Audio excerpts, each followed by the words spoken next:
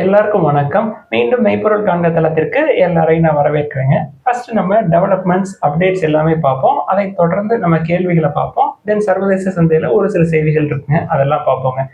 First Ather energy and mobility எடுத்துக்கிட்டோம்னா ஒரு major மைல்ஸ்டோனை achieve பண்ணியிருக்காங்க. அதாவது 5 லட்சம் வண்டி உற்பத்தி பண்ணியிருக்கிறாங்க.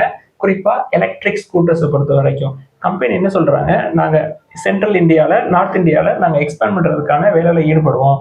தொடர்ந்து டயர் 2, டயர் 3 சிட்டிஸ்ல நாங்கள் ஃபோக்கஸ் பண்ணுவோம் அப்படின்னு சொல்லியிருக்காங்க.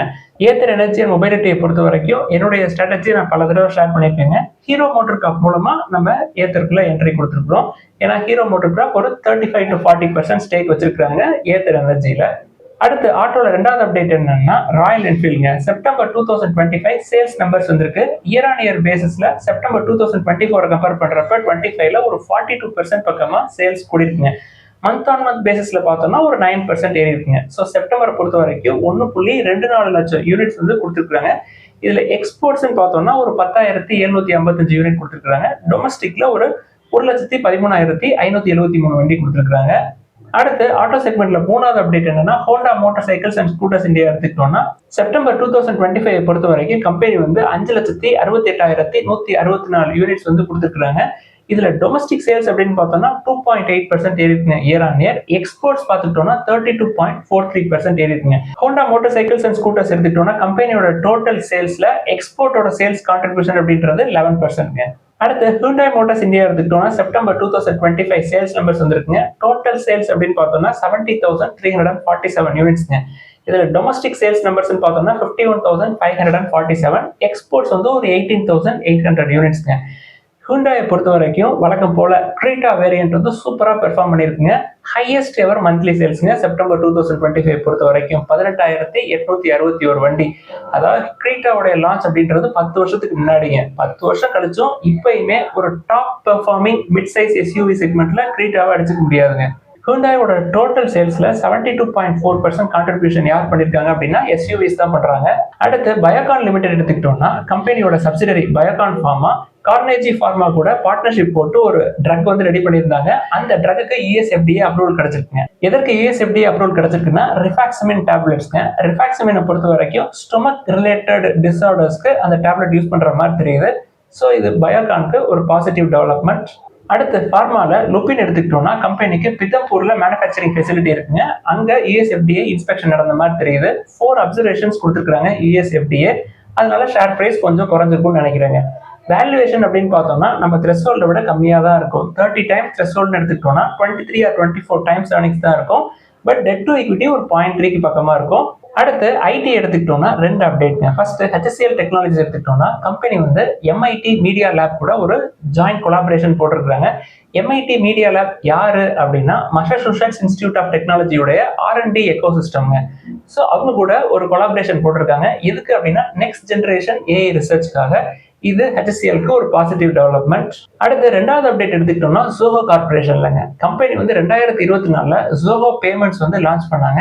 இப்ப ஹார்ட்வேர் செக்மெண்ட்ல என்ட்ரி கொடுக்குறாங்க. அதாவது POS devices, QR devices, then sound boxing இதெல்லாம் லான்ச் பண்ற மாதிரி தெரியுதுங்க ஜோஹோ பேமெண்ட்ஸ் மூலமா. அடுத்து ஹாஸ்பிட்டாலிட்டி செக்டார் எடுத்துக்கிட்டோம்னா ஐடிசி ஹோட்டல்ஸ் அவங்களோட ஃபுட் பிரிண்ட்ஸை பாட்னா பீகார்ல எக்ஸ்பேண்ட் பண்றாங்க. இதுக்காக கம்பெனி ஒரு மேனேஜ்மெண்ட் அக்ரிமெண்ட் சைன் பண்ணியிருக்காங்க. Kumar infra hotel private limited கூட ஒரு 140 ரூம் லக்ஸரி ஹோட்டல் மேனேஜ் பண்றதுக்காக இந்த அக்ரிமெண்ட் சைன் பண்ண மாதிரி தெரியுதுங்க. இது ஐடிசி ஹோட்டல்ஸ்க்கு ஒரு பாசிட்டிவ் டெவலப்மெண்ட். அடுத்து பேங்கிங் அண்ட் ஃபினான்ஸ் எடுத்துக்கிட்டோம்னா இண்டஸ்இண்ட் இன்டர்நேஷனல் ஹோல்டிங்ஸ் மொரீஷியஸ், அதாவது இண்டஸ்இண்ட் பேங்கோடைய ப்ரொமோட்டர் குரூப்ங்க. அவங்க ஸ்டெர்லிங் பேங்க்ல ஒரு 49% ஸ்டேக் எடுக்கிறாங்க. ஏற்கனவே அவங்க 51% ஸ்டேக்கை எடுத்துட்டாங்க செப்டம்பர் 2021ல. ஸோ 100% ஸ்டேக்கை எடுத்துட்டாங்க. அது போக இந்தியாவில் ரிலையன்ஸ் கேபிட்டல 100% ஃபுல்லாவே டேக் ஓவர் பண்ணிட்டாங்க. தென் இன்வெஸ்கோ ஏஎம்சி உடைய இந்தியா பிசினஸ்ல ஒரு 60% ஸ்டேக் எடுக்கிறதுக்கான எல்லா வேலையும் முடிச்சிட்டாங்க. ரெகுலேட்டரி கிளியரன்ஸ் மட்டும்தான் இருக்கு. அக்டோபர் 2025ல அதுவும் கம்ப்ளீட் ஆயிடுங்க. எதுக்கு இதை குறிப்பா டிஸ்கஸ் பண்றோம் அப்படின்னா இண்டஸ்இண்ட் பேங்கோடைய promoter group IndusInd international holdings எவ்வளவு ஸ்ட்ராங்கான ப்ரொமோட்டர்ஸ் அப்படின்றத நம்ம தெரிஞ்சுக்கணுங்கிறதுக்காண்டி தான் நான் பல சமயங்கள்ல பல எடுத்துக்காட்டோட இதை பல தடவை சொல்லியிருக்கேன். அடுத்து பேங்கிங் அண்ட் ஃபினான்ஸ்ல ரெண்டாவது அப்டேட் என்னன்னா பேங்க் ஆஃப் இந்தியாவுடைய Q2 ஃபினான்ஷியல் 26 அப்டேட்ஸ் கிடைச்சிருக்குங்க. குளோபல் லெவல்ல பார்த்தோம் அப்படின்னா business 12% year on year grow ஆயிருக்குங்க. டெபாசிட்ஸ் ஒரு 11% பக்கமா க்ரோ ஆயிருக்கு இயர் ஆன் இயர். டொமஸ்டிக் லெவல்ல பார்த்தோம்னா டெபாசிட்ஸ் வந்து ஒரு 8.53% இயர் ஆன் இயர் கூடி இருக்கு.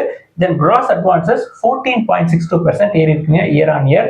அடுத்து ஃபேஷன் அண்ட் லைஃப் ஸ்டைல் எடுத்துக்கிட்டோம்னா ட்ரெண்ட் லிமிடெடோட Q2 ஃபினான்ஷியல் 26 பிசினஸ் அப்டேட் வந்திருக்குங்க. ரெவன்யூ வந்து 17% இயர் ஆன் இயர் க்ரோ ஆயிருக்கு.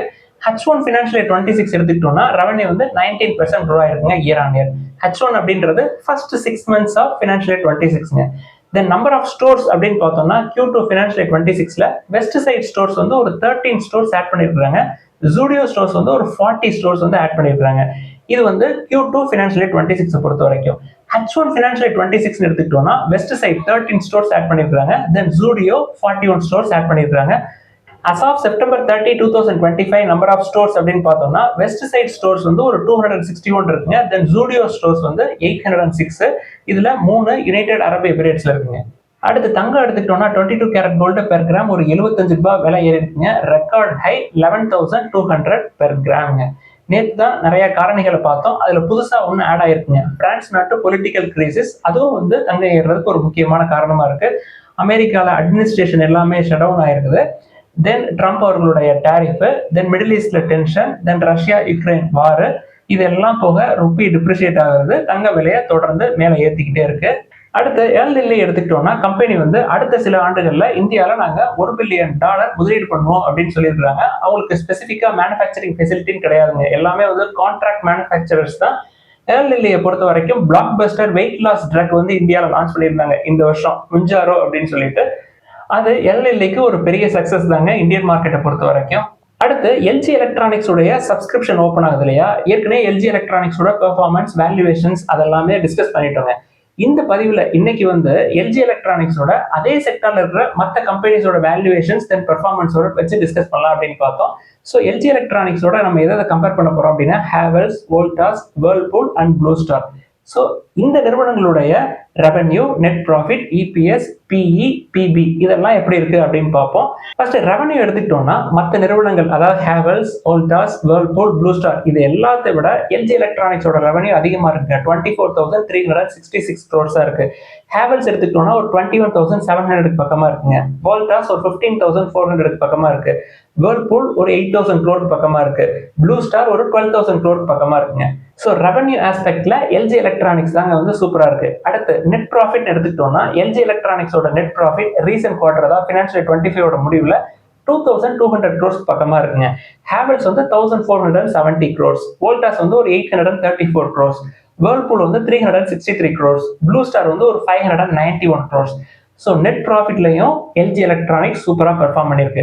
அடுத்து ஏர்னிங்ஸ் பெர் ஷேர் எடுத்துக்கிட்டோம்னா மற்ற எல்லாத்தையோட எல்ஜி எலக்ட்ரானிக்ஸ் அதிகமா இருக்குங்க. 32.5ல இருக்கு. ஸோ இது வரைக்கும் பெர்ஃபார்மன்ஸை பார்த்தோம். அடுத்து வேல்யூவேஷன் வைஸ் பார்த்தோம் அப்படின்னா ஃபர்ஸ்ட் பிரைஸ் டு ஏர்னிங்ஸை பார்ப்போமே. 35 times ஏர்னிங்ஸ்ங்க. நம்ம த்ரெஷோல்டோட அதிகம் தான். 30 times ஏர்னிங்ஸை விட அதிகம் தான் LG electronics. 35 times earnings. But Havells எடுத்துக்கிட்டோம்னா 63 times, Voltas 69 times, Whirlpool 48 times, தென் ப்ளூ ஸ்டார் 72 timesங்க. இதே செக்டர்ல மற்ற நிறுவனங்களை கம்பேர் பண்றப்ப எல்ஜி எலக்ட்ரானிக்ஸ் உடைய வேல்யூவேஷன் அப்படின்றது சீப்பா தாங்க இருக்கு. 35 times ஏர்னிங்ஸ் அப்படின்றது. தென் பிரைஸ் டு புக்னு பார்த்தோம்னா 13 times இருக்குங்க எல்ஜி எலக்ட்ரானிக்ஸ்க்கு. ஹேவல்ஸ்க்கு 11 times, வோல்டாஸ்க்கு 7 times புக்கு, வேர்ல்பூலுக்கு 4.3 times புக்கு, தென் ப்ளூ ஸ்டாருக்கு ஒரு 12.6 times புக்குங்க. ஸோ பிரைஸ் டு புக் அப்படின்னு எடுத்துக்கிட்டோம்னா நம்ம பேங்கிங், ஃபினான்ஷியல் சர்வீசஸ்க்கு 1.5 கீழே இருக்கணும்னு பார்ப்போம். மற்ற செக்டாருக்கு இதை நம்ம பார்க்கணும் அப்படின்ற அவசியம் கிடையாதுங்க. ஸோ ஓவராலா பெர்ஃபார்மன்ஸ் வைஸ் எடுத்துக்கிட்டாலும் சரி, இல்லை வேல்யூவேஷன் வைஸ் எடுத்துக்கிட்டாலும் சரி, மற்ற நிறுவனங்கள் அதாவது ஹேவல்ஸ், வோல்டாஸ், வேர்ல்பூல், ப்ளூ ஸ்டாரை கம்பேர் பண்றப்ப எல்ஜி வந்து நல்ல வேல்யூவேஷன் இருக்கிற மாதிரி தெரியுது. ஸோ முயற்சி பண்ணி பார்க்கலாம். கிரே மார்க்கெட் ப்ரீமியம் வந்து ஒரு 318ல இருந்ததுங்க நான் இன்னைக்கு காலைல பாக்குறப்ப. இதே சமயத்துல டாடா கேபிட்டலோட ஐபிஓ வந்திருக்குங்க. அதுவும் வந்து 35 times ஏர்னிங்ஸ்ங்க. பட் டாடா கேபிட்டலை நம்ம வந்து எல்ஜியோட கம்பேர் பண்ண முடியாது. டாடா கேபிட்டல் வந்து ஒரு அப்பர் லேயர் என்பிஎஃப்சி அப்படின்னு சொல்றாங்க. ஸோ அப்பர் லேயர் என்பிஎஃப்சி கேட்டகரியில டாடா கேபிட்டலை விட நிறைய நிறுவனங்கள் என்பிஎஃப்சிஸ் வந்து நல்ல வேல்யூவேஷன்ல இருக்குங்க. அது டாடா குழுவமா இருந்துட்டு போகுது. பட் வேல்யூவேஷன் வைஸ் பார்த்தோம்னா டாடா கேபிட்டலோட சீப்பா நிறைய என்பிஎஃப்சிஸ் இருக்குங்க. But LG electronics 35 times earnings அப்படின்றது கம்ப்ளீட்லி டிஃப்ரெண்ட்ங்க. அதே செக்டார்ல உள்ள மற்ற ஸ்டாக் எல்லாம் கம்பேர் பண்ணி பாக்குறப்ப எல்ஜி எலக்ட்ரானிக்ஸ் எனக்கு சீப்பா தெரியுது. அடுத்து சர்வதேச சந்தைன்னு எடுத்துக்கிட்டோம்னா நாஸ்டாக், எஸ்என்பி எல்லாம் வந்து ஒரு ஆல் டைம் ஹைக்கு பக்கமா இருக்குங்க. யாரு இந்த ரேலிக்கு காரணம் அப்படின்னா ஏஎம்டி, அதாவது ஓப்பன் ஏஐ கூட ஏஎம்டி வந்து ஒரு டீல் போட்டிருந்தாங்க. அதனால ஏஎம்டியோட ஷேர்ஸ் வந்து ஒரு 23% பக்கமா மேல ஏறி இருந்தது. ஜப்பான் நாட்டு சந்தையில் எடுத்துக்கிட்டோம்னாலும் கிட்டத்தட்ட ஆல் டைம் ஹைக்கு பக்கமா இருக்குங்க. 48,500 போய் டச் பண்ணிட்டு கொஞ்சம் கீழே இறங்கி வந்திருக்கு. இந்திய சந்தை எடுத்து பார்த்தோம்னா நேற்று கொஞ்சம் மேலே ஏறி இருந்தது இல்லையா, சரி எஃப்ஐஐஸ் உள்ள வந்திருப்பாங்களா அப்படின்னு சொல்லி பார்த்தா அப்படி எல்லாம் வரல. கேஷ் செக்மெண்ட்டை பொறுத்த வரைக்கும் எஃப்ஐஐஸ் நெட் செல்லர்ஸாக தான் இருந்தாங்க நேற்றும். அடுத்து இன்னைக்கு கேள்விகளுக்குள்ள போயிடலாங்க. ஃபர்ஸ்ட் ஐடி இடிஎஃப் பத்தி கேட்டிருக்கிறாங்க. நான் வந்து எப்ப இடிஎஃப் கன்சிடர் பண்ணுவேன் அப்படின்னா, ஒரு செக்டார்ல எல்லா ஸ்டாக்ஸுமே வந்து ரொம்ப ஓவர் வேல்யூடா இருக்கு அப்படின்னா இடிஎஃப் பார்க்கலாங்க. கோல்டு எடுத்துக்கோமே, ஒரு கிராம் நம்ம வந்து வாங்கணும் அப்படின்னா 22 கேரட் கோல்டு 11,000 ரூபாய்க்கு பக்கமா ஆகும். நம்ம 50 100ன்னு வாங்கணும்னா நம்ம வந்து இடிஎஃப் மூலமா போகலாம். இப்போ ஐடி எடுத்துக்கிட்டோம்னா எல்லாமே சீப்பாக தான் இருக்கு. இப்போ இன்ஃபோசிஸ், டிசிஎஸ், ஹெச்சிஎல் எல்லாமே 23 ஆர் 24 டைம்ஸ் ஏர்னிங்ஸ்ல தான் இருக்கு. விப்ரோ 19 டைம்ஸ் ஏர்னிங்ஸ்ல இருக்கு. எது பிடிச்சிருக்கோ அதை பார்க்கலாங்க. இடிஎஃப் குள்ள போய் அதுக்கு எக்ஸ்பென்ஸ் ரேஷியோ தனியா எது கொடுக்கணும். அடுத்து ஃபினோலெக்ஸ் கேபிள்ஸ் எடுத்துக்கிட்டோம்னா நல்ல வேல்யூவேஷன்ல தாங்க இருக்கு. 20 times earnings, debt free company, price to book வந்து 2.5 கிட்ட தான் இருக்கு. 1 இயர்ல 30% பக்கமா கீழே விழுந்திருக்கு. ஆனாலும் ஏன் நீங்க அதை பாக்குறது இல்லை அப்படின்னு சொல்லி கேட்கறாங்க. நான் கேபிள் செக்டாரை பாக்குறதே இல்லைங்க. அது வந்து ஒரு காஸ்ட்லியான பிசினஸ் தான்.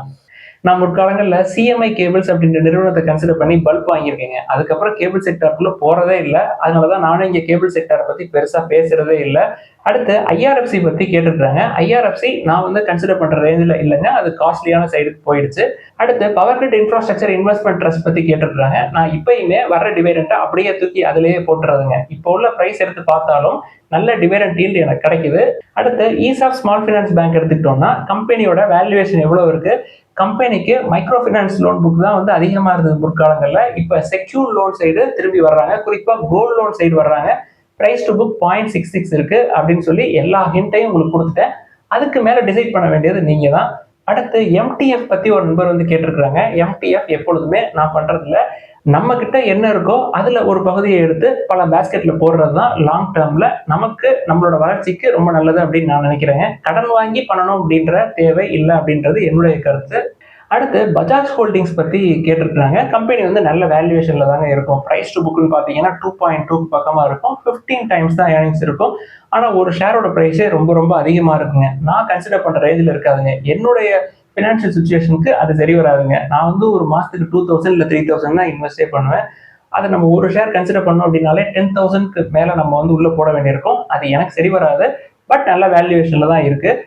இதெல்லாம் தான் இன்னைக்கு டிஸ்கஸ் பண்ணணும்னு நினைச்சோம். முதலீடுகள்ல ஏதாவது சந்தேகங்கள், கேள்விகள் இருந்தா எல்லாத்தையும் எழுதுங்க. எல்லாருக்கும் நன்றி.